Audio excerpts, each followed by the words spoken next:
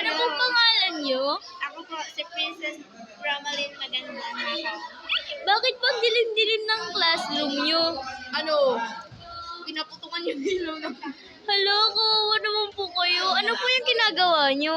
Nagsusulat. Ay, good student. Bakit po ang ganda-ganda niyo? One question for one answer. Sige po. I'm beautiful because it's me, though. Oh. Sino po? Ako na to kasi. Like, Hi po, Mr. Sino po kayo? Hirap po ako ng ballpen. Sino po kayo? Mag-interview lang po naman ako eh. Sino po kayo, ate? Ano po yung ginagawa mo? Bakit ang sungat-sungat mo naman? Nagtatanong ako. Ah! Sino po?